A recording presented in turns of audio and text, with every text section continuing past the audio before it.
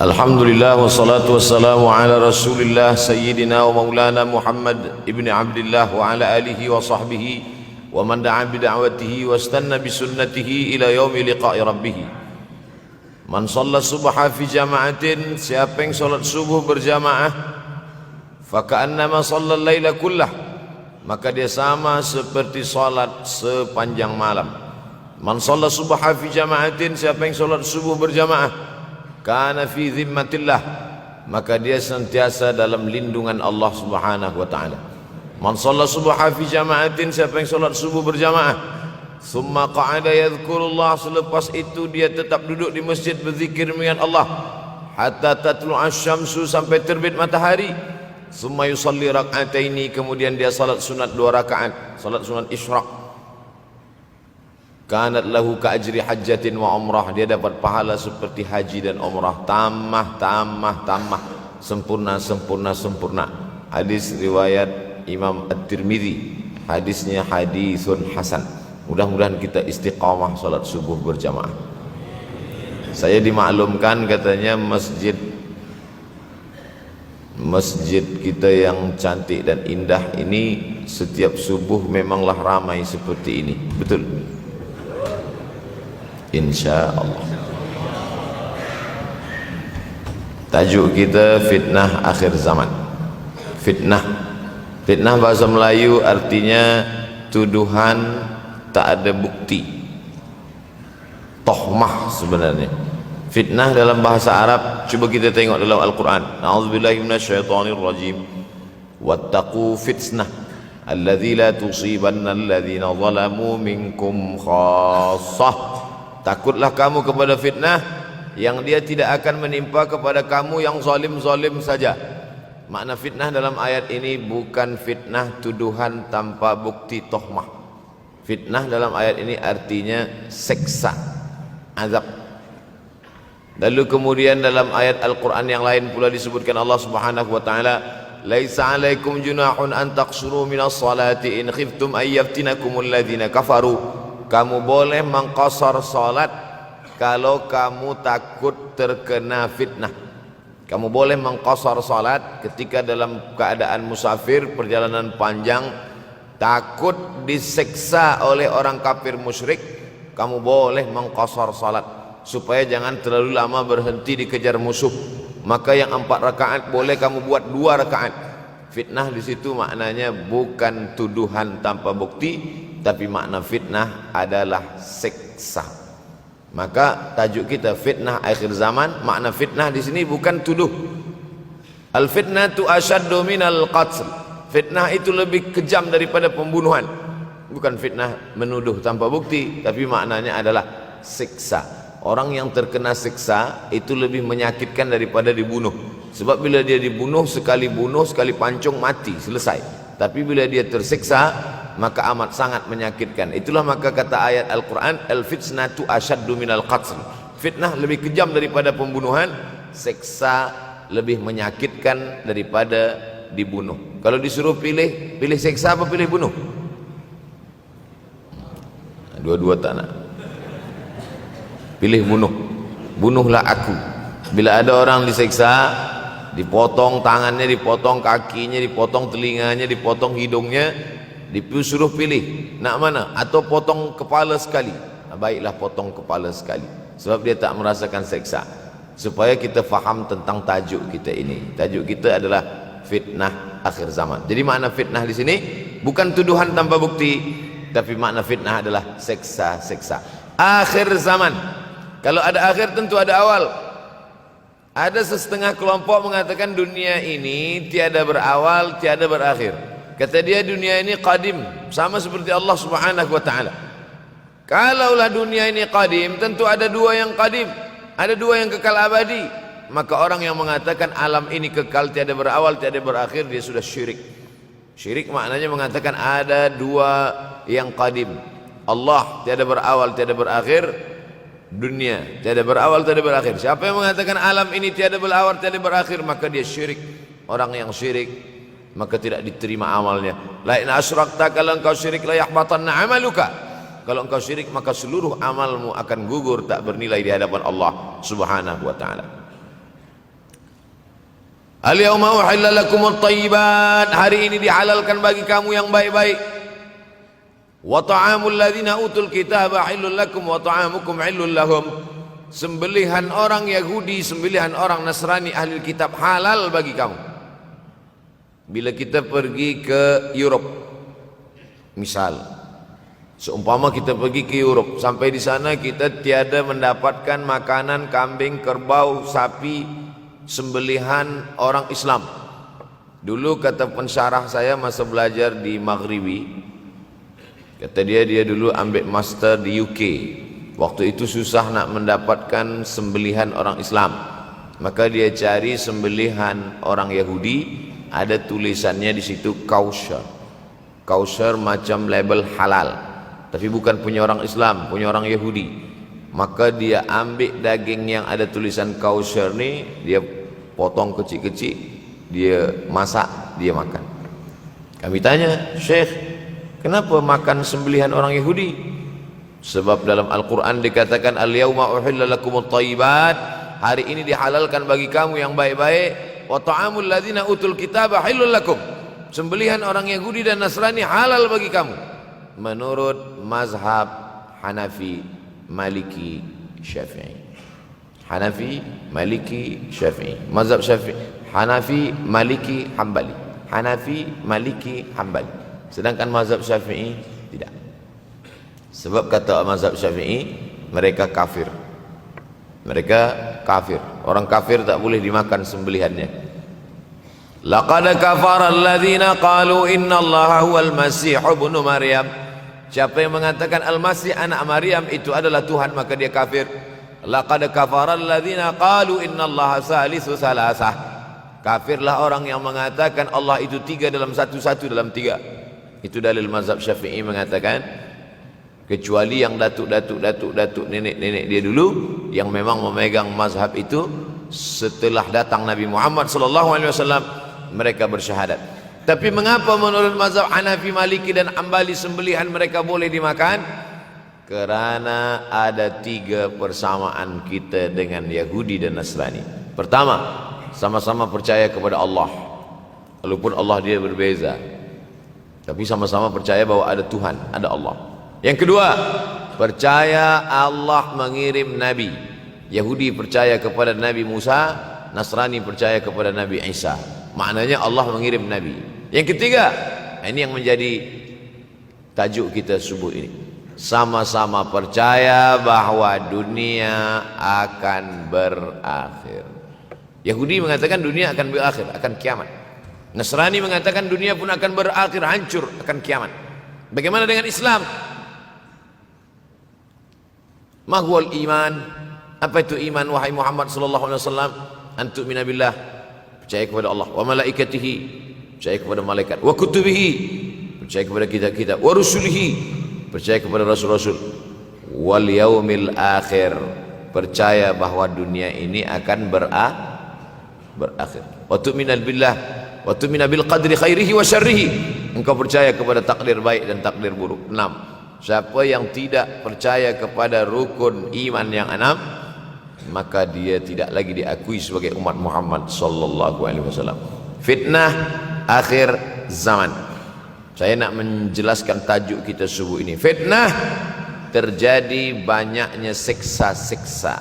Akhir zaman, di ujung zaman. Menunjukkan dulu ada awal zaman, sekarang ada akhir zaman. Ada awal masa dunia, kita sekarang sudah berada di ujung dunia. Manakala Nabi Muhammad SAW Isra dan Mi'raj, dia melihat dalam perjalanan Isra Mi'raj itu ada seorang perempuan tua yang sedang bersolek.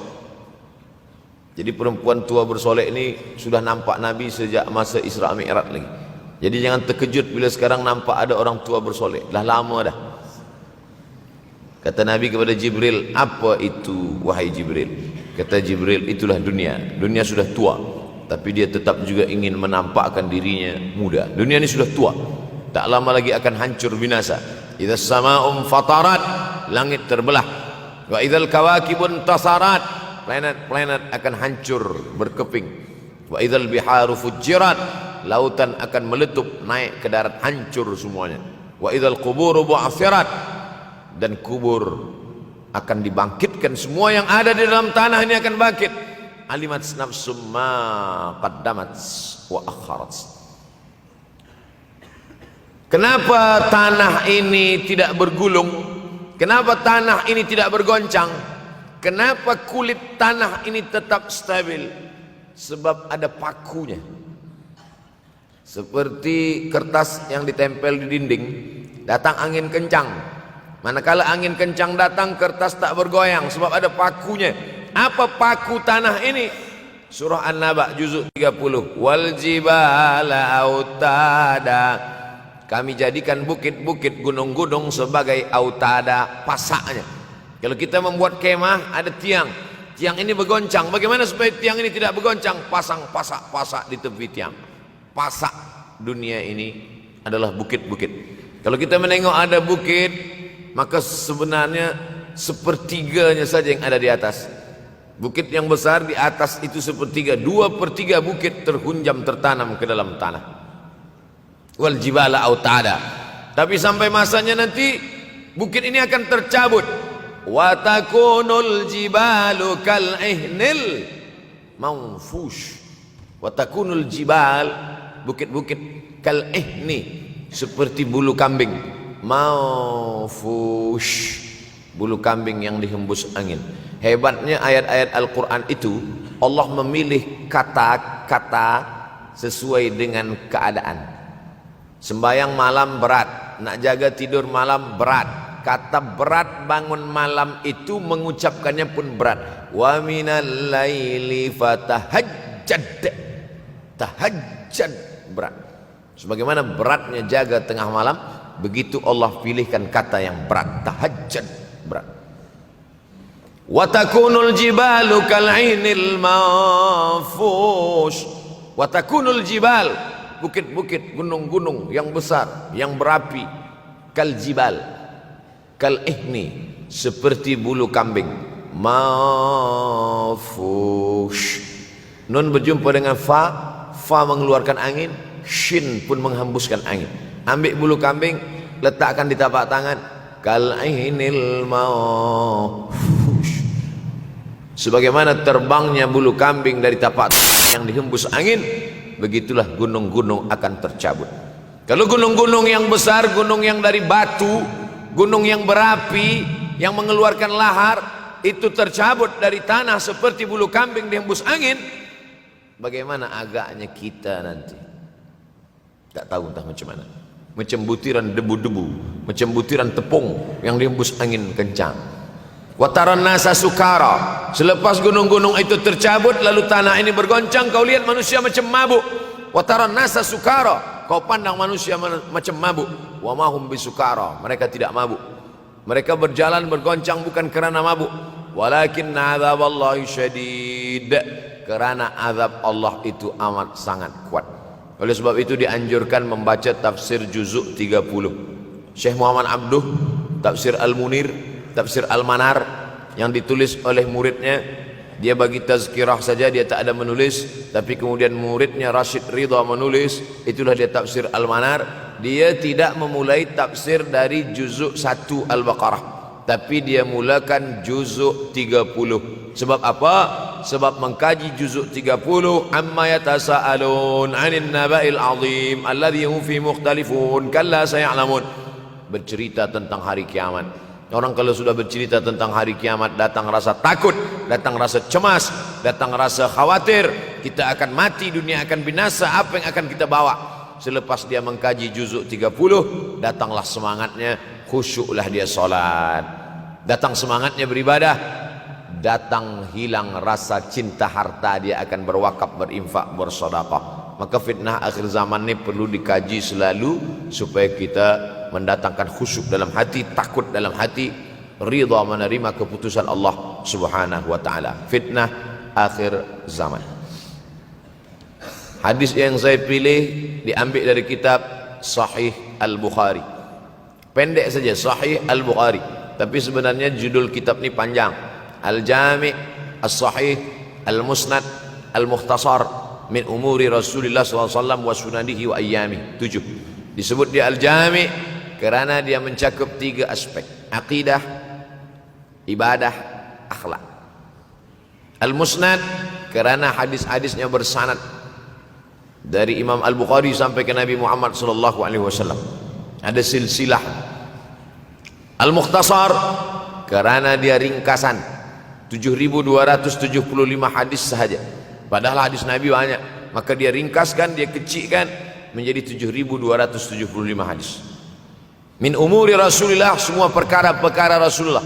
Wa sunanihi, kebiasaan-kebiasaan Rasulullah. Wa ayyamih, hari-hari kehidupan Rasulullah SAW. Disebut Sahih Al-Bukhari. Bukhari bukan nama orang, Bukhari nama kampung, Bukhara, Uzbekistan sekarang. Nama dia Muhammad bin Ismail bin Ibrahim bin Al-Mughirah bin Bardizbah Al-Bukhari. Bardizbah datuk dia yang kelima mu'alaf masuk Islam. Majusi, penyembah api, dari Persia, Iran sekarang. Muhammad bin Ismail bin Ibrahim bin Al-Mughirah bin Bardizbah. 16 tahun berkeliling. 16 tahun berkeliling. Makkah, Madinah, Syam, Suriah, Mesir, balik, barulah kemudian dia menyampaikan hadis-hadis Rasulullah SAW. 16 tahun belajar hadis, baru dia mengajar hadis. Kita sekarang 16 kali masuk, itu pun ada 2-3 kali tak datang sebab jam. Selepas itu nak mencuba mengajar hadis dan berkata, kalau Bukhari mengajar hadis, aku pun boleh mengajar hadis. Bukhari makan, aku makan. Bukhari minum, aku minum. Bukhari manusia, aku manusia. Bukhari mengajar hadis, aku mengajar hadis. Betul, tapi Bukhari mengajar hadis dari kepalanya. Kita mengajar hadis dari laptop. Mati laptop, hilang hadis. Oleh sebab itu maka Imam Al-Bukhari, Masya Allah, Tabarakallah, berapa hafazan hadis Imam Al-Bukhari? 600,000 hadis, 600,000 hadis. Lalu kemudian dari 600,000 hadis dia buang hadis-hadis dhaif, dia buang hadis-hadis maudhu', akhirnya 300,000 hadis. Dari 300,000 itu dia kecilkan lagi menjadi 7.275 hadis. Itulah yang dikaji oleh umat Islam dari mulai Maghribi hinggalah ke Semenanjung Melayu. Mudah-mudahan anak cucu kita ada yang menghafaz dan mengajarkan hadis-hadis Sahih Al-Bukhari, insyaallah. Diambil dari kita, diambil dari bab zuhurul fitan. Zuhur muncul, tampak, datang. Fitan jamak dari kata fitnah. Fitnah 1, 2 fitnatan, 3 fitan. Diriwayatkan dari as-sahabi al-jalil, sahabat yang mulia bernama Abdurrahman, ayahnya Sakhar, kampungnya Dus. Nama lengkapnya Abdurrahman bin Sakhar ad-Dusi. Kerana selalu membawa kucing dipanggil Abu Hurairah. Nabi memanggil dia, ya Abahir, wahai bapak kucing. Ya Abahir, wahai engkau orang yang selalu membawa kucing. Hatinya lembut, tak sampai hati dia menengok ada kucing tak makan, dia bagi makan. Abu Hurairah radhiyallahu anhu. Apa kata Abu Hurairah radhiyallahu anhu? Aku mendengar Nabi SAW bersabda, di antara tanda-tanda dekatnya hari kiamat itu adalah, dalam hadis ini ada 5. Yang pertama, yataqarabuz zaman. Zaman, masa, waktu makin pendek, makin singkat, makin tak terasa. Dulu nampak budak-budak, sekarang sudah jadi mak budak-budak. Dulu nampaknya lama zaman masa ini, sekarang cepat saja. Dari pagi ke petang, petang ke pagi, pagi ke petang, petang ke pagi. Bahkan sekarang ada pula orang yang tak tahu petang, tak tahu pagi. Pagi tidur, petang tidur. Tak terasa saya ini sudah 8 kali datang ke Kuala Lumpur. Awal-awal sekali 2014, 2015, 16, 17, 18, 19, 20. Sudah kali yang ke-7. Saya datang setahun sekali saja, setiap bulan Februari. Bulan Februari datang. Rupanya dah yang ke-7 kali. Bulan Februari. Ini saya bagi tahu supaya kita semua faham. Saya datang bulan Februari, supaya tak datang balik, datang balik, datang balik, datang balik. Sekali datang dari tarikh 2 hingga 9. Pusing, pusing, pusing, pusing, balik. Rupanya sudah kali ke-7, ke-8 kali datang menyampaikan tazkirah. Tak terasa. Dulu saya datang kemari belajar di UKM tahun 2003. Sekarang sudah 2020. 17 tahun. Tak terasa. Yataqarabuz zaman. Tanda-tanda kiamat, fitnah akhir zaman sudah dekat adalah yataqarabuz zaman, kata Nabi SAW. Waktu tak terasa, tak terasa dah engkau dah datang aja. Tak terasa waktu begitu cepat, engkau sudah datang saja nak menagih hutang, kata. Orang berhutang ni pun rupanya tak terasa juga orang datang. Yang memberi pinjaman pula terasa lama betul. Apakah beza antara 5 minit dulu dengan 5 minit sekarang? Sama. Apakah beza antara 24 hours, 24 jam dulu dengan 24 jam zaman Nabi dengan 24 jam zaman sekarang? Sama. Tak ada beza. Mataharinya sama, bulannya sama, buminya sama. Yang berkeliling mengelilingi matahari sama. Apa yang membuat berbeza? Apa yang membuat zaman itu yataqarabuz zaman? Ada hal-hal yang membuat kita sibuk. Dulu tak ada google.com, dulu tak ada Facebook, dulu tak ada Twitter, dulu tak ada BBM, dulu tak ada Instagram. Sekarang waktu habis. Bila kita tanya orang mana yang lebih lama, 5 minit atau 50 minit, semuanya sepakat mengatakan 50 minit lama, 5 minit kejap. Saya tanya 2 kali, pelajar-pelajar, penuntut-penuntut, mana yang lebih lama, 5 minit atau 50 menit? Semuanya berkata 50 minit lebih lama daripada 5 minit. Lepas tu saya balik, mana yang lebih lama? 5 minit menunggu azan maghrib bulan puasa, 50 minit status FB, Instagram. Oh, lebih lama 5 minit menunggu azan maghrib. 5 minit menunggu azan maghrib bulan puasa macam-macam mati jam. 50 menit hilang waktu tak terasa. Itu menunjukkan hadis Nabi itu, semakin saya baca hadis Nabi, makin kuat keyakinan saya, makin kuat iman saya, makin hilang keraguan saya bahwa yang berbicara ini bukan manusia biasa, tapi dia dapat wahyu dari Allah. Wa ma yantiqu anil hawa in huwa illa wahyun yuha, melainkan wahyu dari Allah Subhanahu wa taala. Yataqarabuz zaman, masa begitu cepat berlalu tak terasa. Sebulan seperti sepekan, sepekan seperti sehari, sehari seperti sesaat. Akhirnya kita pun kehilangan waktu, habis. Saya Ustaz Abdul Samad, memang zaman ni tak terasa, cepat betul. Rasa-rasa kejap dah bulan Ramadan. Tak terasa baru saja Idul Fitri dah masuk pula lagi. Masya Allah, begitu cepatnya masa berlalu. Maka jangan sampai kita, semakin saya baca hadis ni, semakin kuat keyakinan saya bahwa Nabi Muhammad sallallahu alaihi wasallam mendapat wahyu dari Allah Subhanahu wa taala. Semakin kuat keyakinan dan keimanan. Kenapa? Seandainya Nabi berkata zaman nanti di akhir zaman itu semakin cepat, semakin dekat, semakin berlalu tak terasa, tapi kemudian zaman yang kita lalui tak sama seperti yang dikatakan Nabi. Mungkin datang juga keraguan dalam hati, betulkah ini? Tapi ternyata 1441 tahun lampau, 1440 tahun yang lalu Nabi mengatakan, dan hari ini terbukti zaman begitu cepat berlalu. Masya Allah, tabarakallah. Hari inilah ditemukan internet, hari ini datang television, hari ini datang WhatsApp, hari ini datang yang melalaikan kita daripada Allah Subhanahu wa taala. Sehingga waktu datang sembang-sembang, cerita-cerita, tengok ini, update ini, tulis ini, tengok ini, pandang ini, habis waktu berlalu. Padahal waktu inilah yang akan ditanya oleh Allah Subhanahu wa taala. 6 kali Allah bersumpah demi waktu. Terbit fajar, wal fajri wa layalin nashr, masuk waktu subuh. Was subhi idza tanaffas, masuk waktu duha. Wad duha wal laili idza saja, masuk waktu siang. Wan nahari idza tajalla, masuk waktu asar. Wal asri innal insana lafi khusr, masuk waktu malam. 2 kali Allah bersumpah demi waktu malam. Wal laili idza saja wal laili idza yaghsha. Kenapa hadis ini yang Ustaz bahaskan? Kami nak mendengar hadis tentang Dajjal dah lahir atau belum? Dajjal dah hadir. Mana bukti Dajjal dah hadir? Kurma bisan tidak lagi berbuah. Bila kurma bisan tidak berbuah, Dajjal dah nak datang. Kurma bisan sekarang sudah berkurang, tak berbuah. Lalu kemudian apa lagi? Ain Zuhar, mata air dari Ain Zuhar sudah kering, sudah kering.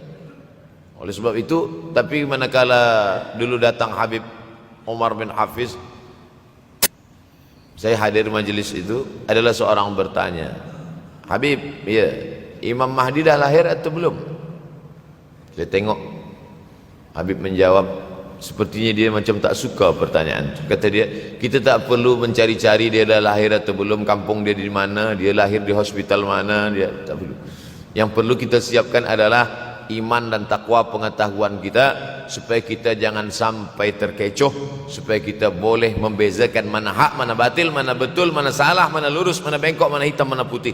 Sehingga dengan istiqomahnya kita beribadah ini, kita boleh membezakan mana Al-Masih yang original, yang asli, mana Al-Masih Ad-Dajjal.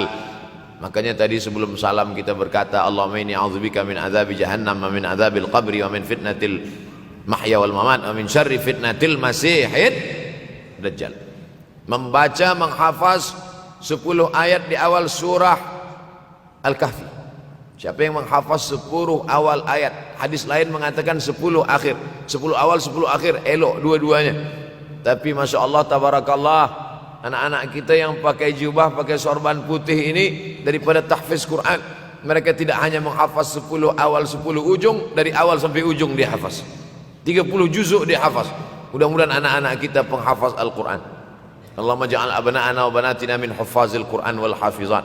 Jadikan anak-anak kami menjadi para penghafaz Al-Quran, ya Allah, supaya selamat dia daripada fitnah Al-Masih Ad-Dajjal. Tapi saya pilihkan hadis tentang yang 5 ini.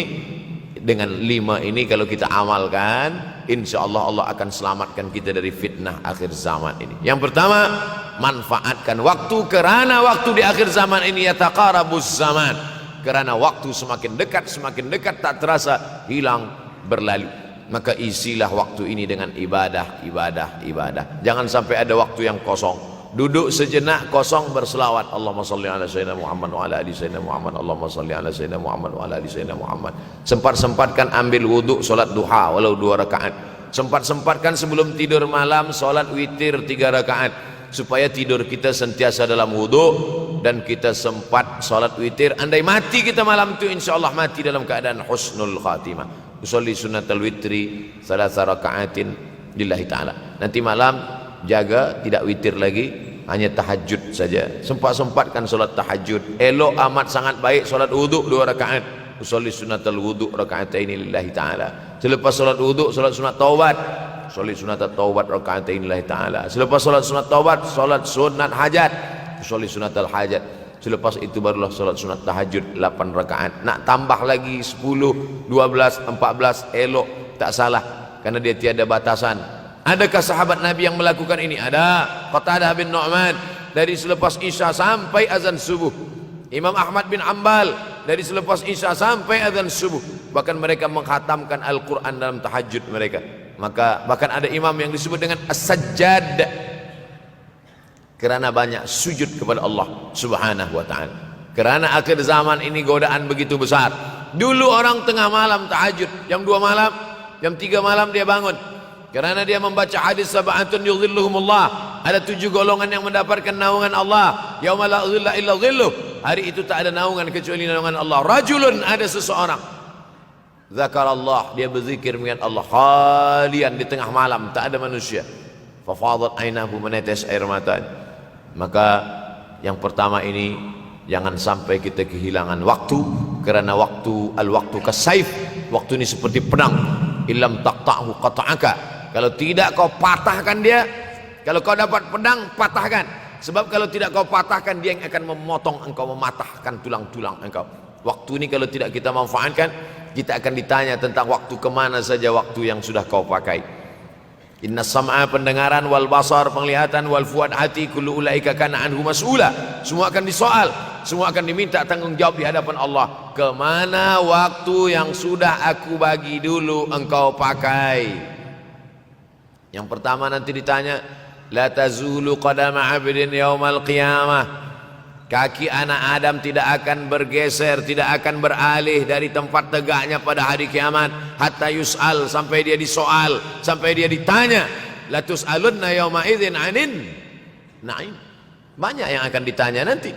Tapi Nabi bagi tahu, di antara yang akan ditanya dari sekian banyak nikmat itu 4. Yang pertama, an umrihi fima afnah. Umur kemana engkau habiskan? Hari ini ada anak-anak muda belia umurnya 17 tahun. 17 tahun habis menghafaz Al-Quran. 17 tahun habis iktikaf dalam masjid. 17 tahun habis berzikir, berjubah, bersorban, mengabdikan ilmu, berkhidmat kepada ulama. 17 tahun habis. Tapi ada pula yang dibalik, 71 tahun habis. Rumah, office, kopi, rumah, office, kopi, rumah, office, kopi, batuk, mati, habis. Apa yang dapat kita bawa menghadap Allah SWT? Yang pertama, yataqarabuz zaman. Yang kedua adalah wa yanqusul ilmu. Ilmu semakin berkurang. Kalau sudah ilmu berkurang, apa yang bertambah? Jahil. Kalau ilmu bertambah, jahil berkurang. Kalau ilmu berkurang, jahil bertambah. Mana ada orang jahil cakapnya didengar orang? Saya dulu awal-awal membaca hadis ini, wa yanqusul ilmu berkurang, jahil bertambah. Rasanya tak mungkin, tak logik, tak masuk akal. Mana ada orang tak berilmu cakap dia didengar? Sekarang baru saya faham. Dulu orang tak berilmu ditinggalkan orang. Sekarang orang tak berilmu asal dia pandai berbicara, dia akan didengar orang. Bahkan orang jahil pula punya channel. Apa namanya? Jahil.com. Orang jahil punya channel. Banyak pula follower dia daripada follower kita. Banyak pula viewer dia daripada viewer kita. Sebab apa? Sebab yang menyaksikan tiada berilmu, yang berbicara tiada ilmu. Oleh sebab itu maka kita galakkan menuntut ilmu di majlis-majlis ilmu. Untuk apa Abdul Somad sudah berumur 43 tahun pun masih pergi juga lagi ke Sudan belajar? Apa yang nak dicari ini? Tak lain tak bukan, mudah-mudahan kita termasuk orang yang sampai akhir hidupnya mencari ilmu, insyaAllah. Saya datang kemari bukan niat mengajarkan ilmu. Saya datang ke Malaysia tetap niatnya belajar mencari ilmu. Man salaka tariqan, siapa yang melangkahkan kaki melalui suatu jalan, yaltamisu fihi ilman, siapa yang melalui suatu jalan niatnya untuk mencari ilmu, sahalallahu lahu bihi tariqan ilal jannah, dimudahkan Allah jalannya menuju surga. Innallaha la yantazi'ul ilma intiza'an. Innallaha la yanzi'ul ilma intiza'an. Allah kalau mencabut ilmu, bukan macam mencabut pokok kayu dari tanah. La yantazi'ul ilmu intiza'an. Allah tidak mencabut ilmu macam mencabut pokok kayu dari tanah hingga ke akarnya, enggak. Lalu bagaimana ilmu ini dicabut? Biqabdil ulama. Dengan matinya ulama, maka habislah ilmu. Meninggal Imam Syafi'i, berkurang ilmu. Meninggal Imam Nawawi, berkurang ilmu. Meninggal Imam Fulan, berkurang ilmu. Maka yang hadir adalah al-juhala. Yang lebih menakutkan lagi adalah al-juhala bithawbil ulama. Orang jahil dengan pakaian ulama. Abdul Somad tidak mengatakan dirinya ulama. Saya selalunya membacakan ayat Quran, membacakan hadis Nabi, menyampaikan fatwa ulama. Tak pernah saya berteramah, bertausiah. Menurut saya, siapa saya? Siapa kita? Syafi'i manusia, saya manusia. Syafi'i boleh berfatwa, saya juga boleh berfatwa. Imam Syafi'i berfatwa Al-Quran 30 juzuk dalam kepala dia. Kita juzuk 30 pun kadang-kadang hilang. Imam Syafi'i balik dari masjid ke rumah, dia tutup telinga. Datang orang bertanya, Syafi'i, ya, kenapa engkau tutup telinga? Sebab bila aku dengar dari masjid ke rumah, semua yang aku dengar masuk tu semua aku ingat. Aku takut dia ingat di dalam, maka aku tutup. Kita yang saya sampaikan tadi pun tak ingat. Oh, Ustaz mengejek kami, enggak. Jangankan yang mendengarkan, yang bercakap pun tak ingat. Nasib baik datang orang Jepun mengingatkan kita. Nah, ini nama dia Sony. Manusia ini lupa. Oleh sebab itu maka yang kedua akhir zaman, wa yanqusul ilmu makin kurang. Maka bersyukur anak-anak yang dimasukkan ke rumah tahfiz. Kalau ada rumah tahfiz di kampung biasa, kalau ada rumah tahfiz di desa, dusun biasa, tapi ada tahfiz di tengah kota besar Kuala Lumpur, masih ada lagi rumah tahfiz Quran. Siapa yang mewakafkan rumah tahfiz? Siapa yang memberikan beras? Siapa yang memberikan duit? siapa yang memberikan belanja, siapa yang mengirimkan ustaz. Masya Allah, tabarakallah. Maka ini semua mudah-mudahan kita istiqamah semuanya insyaallah. Supaya apa? Supaya lahirlah anak-anak kita yang alim, berilmu. Karena ini makin banyak orang jahil, alftau bi ghairi ilmin, memberikan tazkirah fatwa tanpa ilmu, dhalla wa adalla, dhallu wa adallu, sesat, menyesatkan. Kalau setakat sesat saja, ini sudahlah sesat, menyesatkan. Na'udzubillah. Masuk yang ketiga. Yang ketiga adalah wa yanqusul ilmu, setelah habisnya ilmu-ilmu ini semua dicabut oleh Allah Subhanahu wa taala, lalu kemudian setelah ilmu dicabut Allah Subhanahu wa taala, wa yulqas syuh. Wa may yuqashuh, sin dengan hak kecil. Wa may yuqashuha nafsihi fa ulaika humul muflihun. Siapa yang selamat daripada sifat syuh, itulah orang yang beruntung. Hayya 'alal falah, mari kita menuju keberuntungan, kemenangan. Siapa orang yang menang? Selamat daripada sifat syuh. Ada orang menerjemahkan syuh ini pelit, bakhil. Bakhil ada yang lebih parah daripada bakhil. Syuh. Bakhil tidak ingin memberikan uangnya untuk orang lain. Itu bakhil. Dia ada uang 10 ringgit, uang itu hanya dia makan saja, dia tak mau walaupun setengah sen kepada orang lain.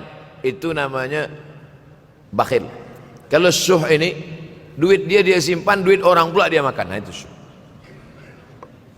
Jadi lebih parah lagi. Oleh sebab itu kalau sudah ilmu ini dicabut, orang menjadi jahil, maka datang penyakit syuh yang ketiga. Apa itu syuh? Hubbud dunya, hubbul mal, wa tuhibbul mala hubban jamma. Engkau sayang kepada harta amat sangat sayang. Dia pegang semuanya sampai tak meleleh, tak menetes walaupun satu tetes. Akhirnya mereka inilah pendusta-pendusta agama. Ara'aital ladzi yukadzibu biddin, tahukah kamu siapa itu yang mendustakan agama? Fadzalikal ladzi yad'ul yatim, mereka itu yang membiarkan anak yatim. Wala yahuddu ala ta'amil miskin, dia tidak mempedulikan makanan orang miskin. Sebab apa? Bukan sebab tak ada harta, sebab syuh. Kenapa syuh? Sebab tak ada ilmu. Tak ada ilmu tentang akhirat. Dia pegang, dia simpan, mati, habis. Yang dia bawa hanyalah 1, 2, 3 helai kain kafan saja. Itulah mengapa Sultan Turki, Sultan Muhammad Al-Fatih, Sultan Abdul Hamid, coba tengok gambar Sultan Muhammad Al-Fatih, Sultan Abdul Hamid Turki dulu. Sorban dia besar-besar. Saya dulu terkejut, lama saya tengok, kenapa sorban orang Turki ini besar-besar. Lama-lama saya baca, rupanya sorban orang Turki itu kain kafan. Tuan-tuan balik dari sini beli kain kafan 2 meter, ikatkan kepala, bawa sembahyang supaya ingat mati. Bolehkah menyiapkan kain kafan? Baca kitab Tambihul Mughtarrin, peringatan bagi orang-orang yang tertipu. Di situ ditunjukkan banyak ulama, bahkan mereka menggali tanah di dalam rumahnya. Malam-malam dia tahajud, selepas tahajud dia duduk di dalam tanah itu supaya terasa bagaimana rasanya mati. Gali tanah 2 meter, masuk ke dalam. Tapi kalau nak buat itu kita saja dengan Allah. Jangan pula, banyak juga orang sekarang udah gali tanah masuk ke dalam, streaming pula. Hai guys, nak rasakan mata? Mana boleh terasa? Kita saja masuk ke dalam, rasakan macam mana rasa. Sebab kalau cakap saja, marilah kita ingat mati, takutlah kita pada mati, kita tak tahu bagaimana rasa mati. Kalau nak merasakan bagaimana rasa mati, nanti kalau ada orang mati meninggal dunia, masuk kita ke dalam, kita sambut jenazah, kita letakkan, kita duduk, rasakan. Ketika Fatimah meninggal, Fatimah emak Sayyidina Ali meninggal, Nabi masuk ke liang lahat. Masuk Nabi ke liang lahat, Nabi berdoa di dalam. Ketika Utsman bin Maz'un meninggal, Nabi masuk ke dalam, Nabi pegang jenazah Utsman bin Maz'un, meleleh air mata Nabi turun ke misai, turun ke janggutnya, turun menetes sampai ke bawah. Merasakan bagaimana rasanya di dalam. Dulu saya pernah berjumpa dengan seorang pemuda, telinga dia pakai anting subang, Lalu kemudian saya tengok banyak tato dia. Saya tanya, macam mana cerita awak bertaubat dulu? Mak saya meninggal, Ustaz Abdul Somad. Lepas tu saya tegak di tepi kubur. Macam ada yang menolak saya dari belakang, masuk saya ke dalam. Masa masuk itulah terasa sejuk di kaki, datang rasa takut saya. Makanya kalau ada orang yang sudah kita bagi tazkirah, bagi nasihat tak juga, nanti ada orang meninggal, bawa dia agak dekat, senggolkan sikit, jatuh. Gitu caranya supaya kita terasa mati ini, supaya apa? Hilangkan penyakit syuh, cinta harta, takut mati, dan membuat kita menjadi bakhil, pelit. Na'udzubillah. Yang keempat, wa tazharul fitan. Ini yang terkait dengan tajuk kita yang keempat. Wa tazharul fitan. Banyaklah fitnah, siksa. Dulu masa saya kelas 1 madrasah tahun 1990, berkumpullah kami bersama-sama dengan cikgu mengkaji masalah apa? Masalah Bosnia Herzegovina, mengamuk Slobodan Milosevic, menghancurkan umat Islam di Bosnia. Sampai ada yang meminta fatwa kepada Syekh Yusuf Al-Qardawi, bolehkah perempuan yang perempuan Bosnia yang dirogol tentara Serbia hamil, bolehkah dia menggugurkan anaknya? Kata Syekh Yusuf Qardawi, tak boleh. Maka dia biarkan saja anak itu lahir dan dia tidak dianggap berdosa karena ini sudah takdir Allah SWT. Bagaimana mereka dibunuh? Maka makin banyaklah selepas Bosnia datang pula yang terjadi di Rohingya, di Uighur.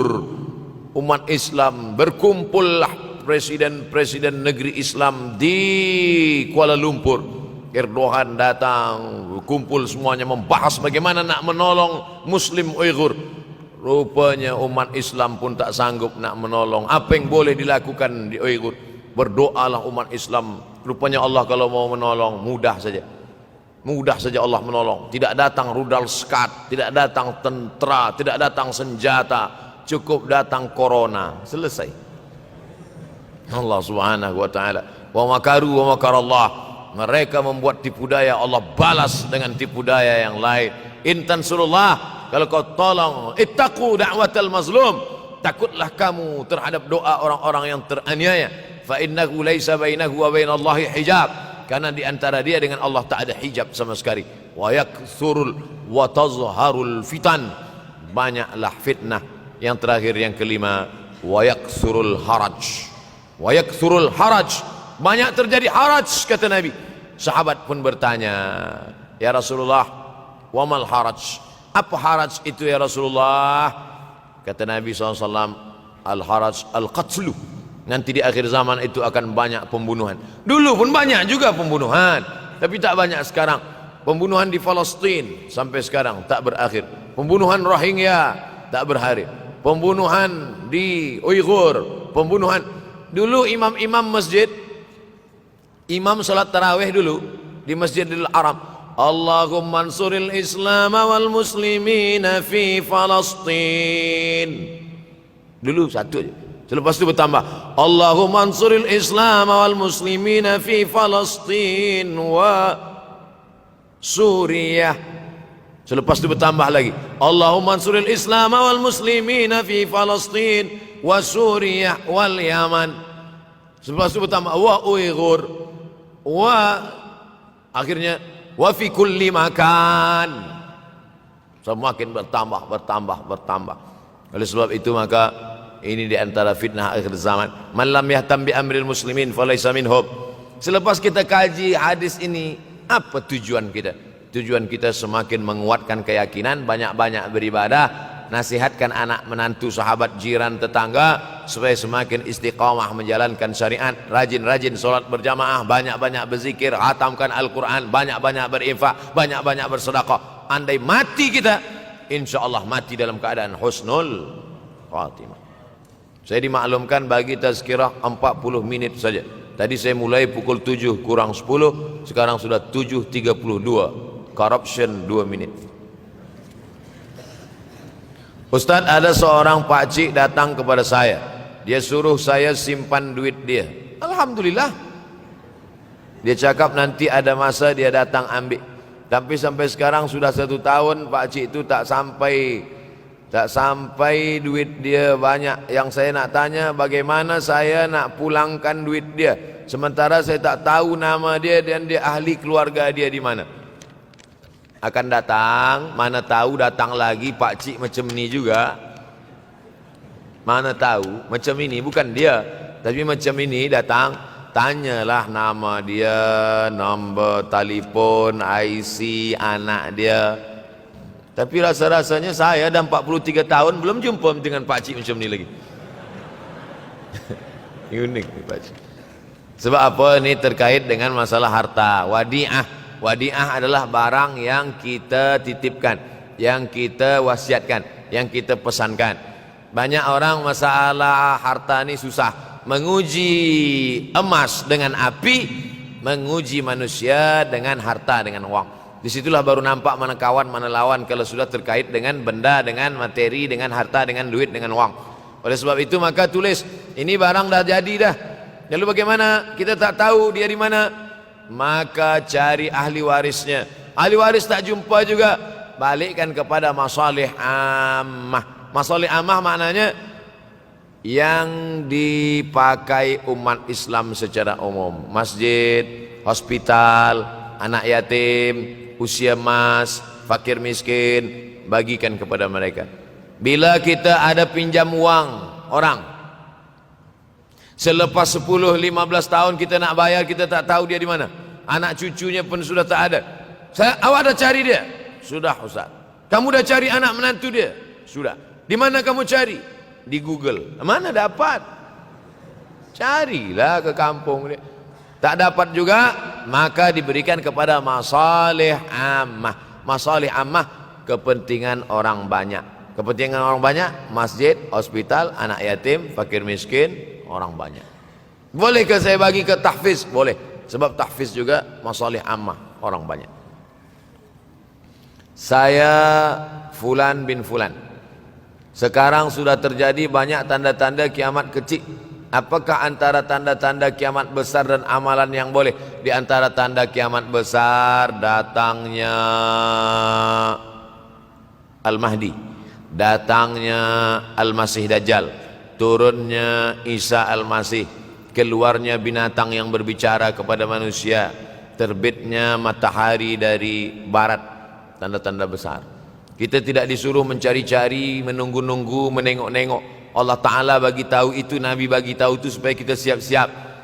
Kalau kita dibagi tahu kamu akan mati, Abdul Somad kamu akan mati, bukan saya nak cari-cari bila saya mati, lalu kemudian saya datang ke doktor, doktor tolong cek jantung saya, kira-kira tahun berapa saya mati. Bukan. Bila kita dibagi tahu kamu akan mati, maka yang perlu kita siapkan adalah bekal untuk mati.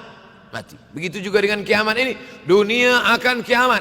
Bukan kita cari tahu bila kiamat akan terjadi, tapi maknanya kita siapkan bahwa rumah kita yang besar akan hancur, bahwa kereta kita yang cantik akan hancur, bahwa kita pun akan hancur dimakan cacing tanah. Maka siapkanlah bekal untuk menghadap hari kiamat. Itu maknanya. Yas'alunaka 'anis sa'ati ayyana mursaha.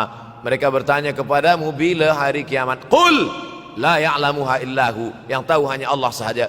Manakala Nabi sedang sampaikan tazkirah, ada seorang bertanya, "Ya Rasulullah, mata sa'ah?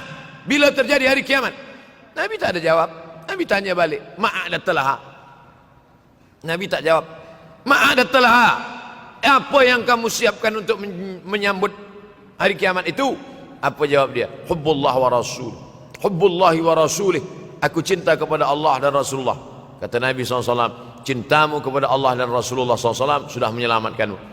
Maka yang perlu dari pertanyaan jamaah kepada Nabi itu menunjukkan apa yang sudah kita siapkan untuk menghadapi hari kiamat. Ustaz Abdul Somad, saya nak bertanya, kita akan jumpa bulan Rajab dan Sya'ban. Puasa sunat apa saja yang dikerjakan di bulan Rajab dan Sya'ban?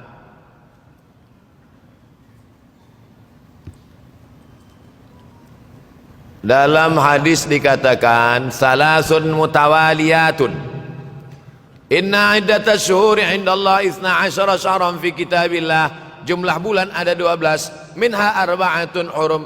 Syukran, jazakallahu khairan, ahsanallahu ilaikum.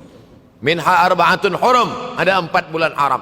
4 bulan haram maknanya 4 bulan mulia kita disuruh beribadah. Ibadah yang paling elok adalah puasa sunat.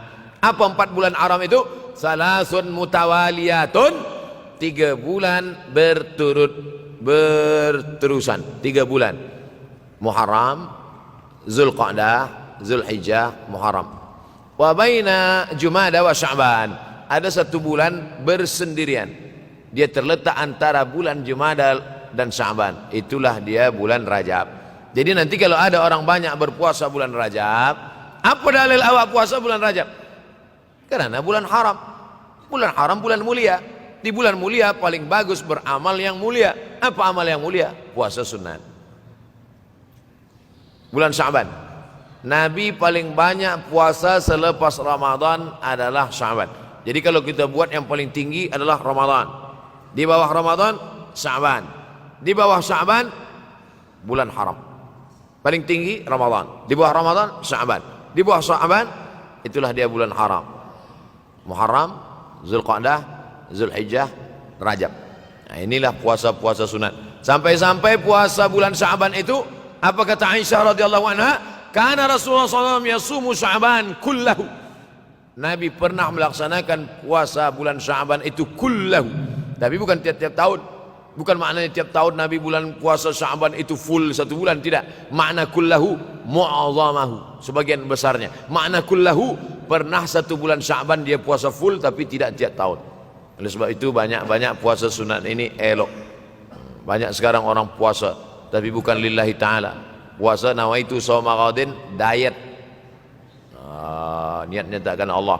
Berniat puasa karena Allah, dietnya dapat. Berniat diet, Allah tak dapat.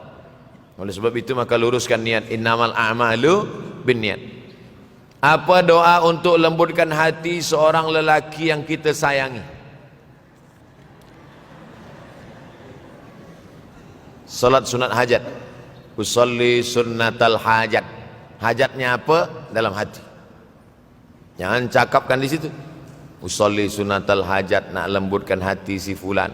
Sembayangnya di masjid pula. Dengar kawan sebelah. Siapa kata dia? Dalam hati. Allahu Akbar. Selepas itu di sujud terakhir. Aqrabu ma yakunul 'abdu min rabbih wa huwa sajid. Seorang hamba paling dekat dengan Allah manakala dia bersujud. Di sujud terakhir itulah doakan. Ya Allah, lembutkanlah hati si fulan. Ya muqallibal qulub. Bolehkah kita berdoa menyebut nama? Boleh. Ada hadis Nabi doa menyebut nama? Ada. Allahumma a'izzal Islam bi Umarain. Ya Allah, kuatkan Islam ini dengan 2 Umar. Umar bin Khattab dan Umar bin Hisham. Boleh. Nabi ada menyebut nama. Oleh sebab itu maka doa.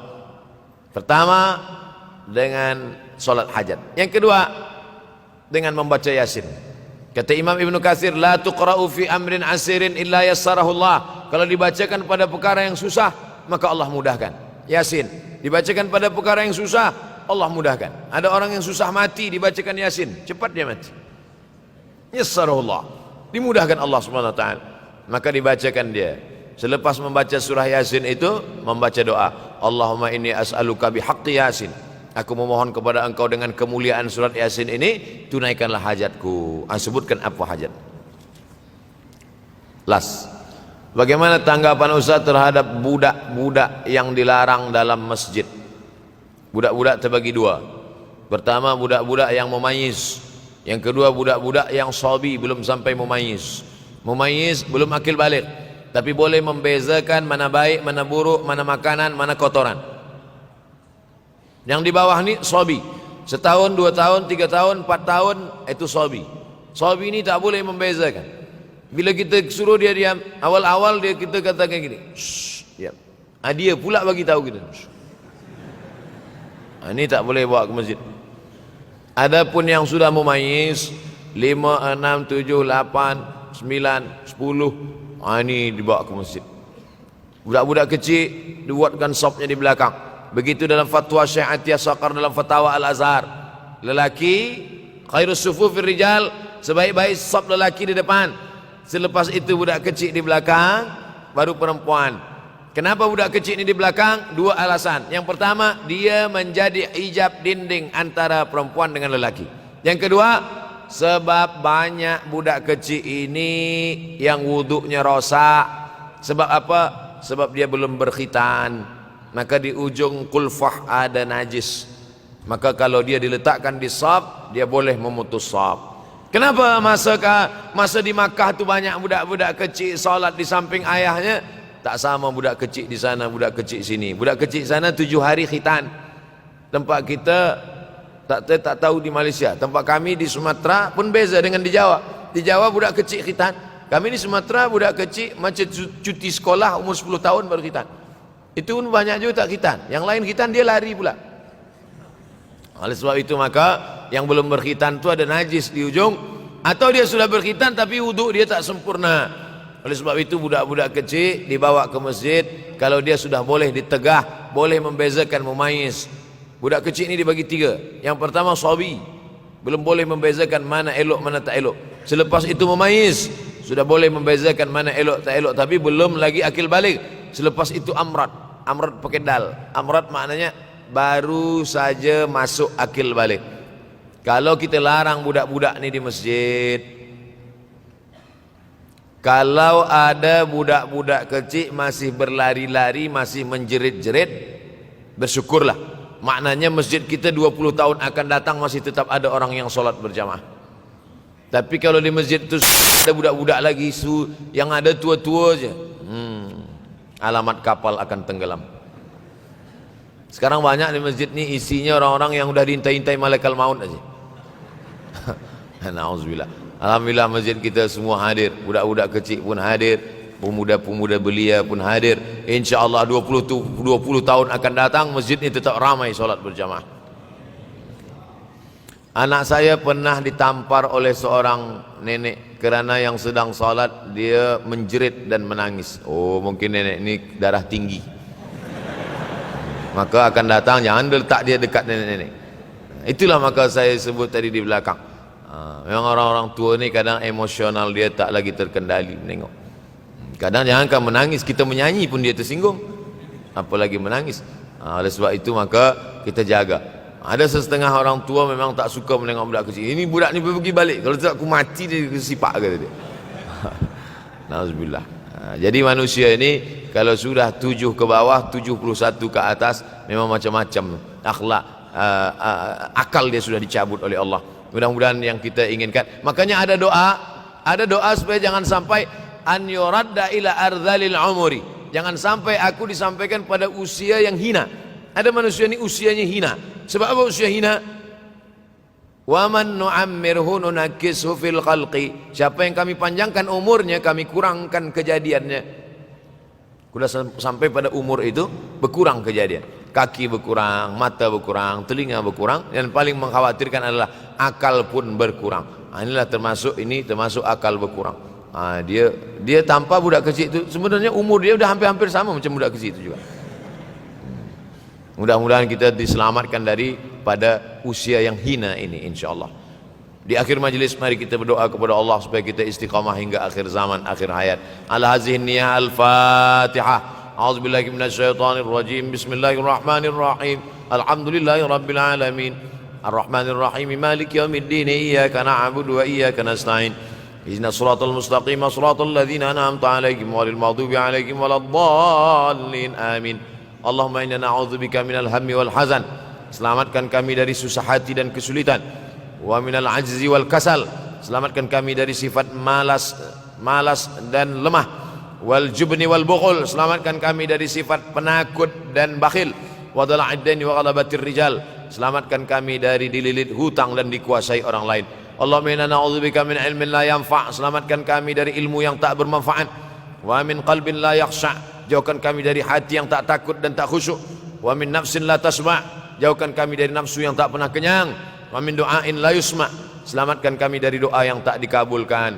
Allahumma inna na'udzubika min azabil qabri. Selamatkan kami dari azab kubur. Wa min azabi jahannam. selamatkan kami dari azab jahannam, wa min fitnatil mahya wal mamat, selamatkan kami dari fitnah hidup dan mati, wa min syarri fitnatil masiihid dajjal, selamatkan kami dari fitnah al-masih ad-dajjal.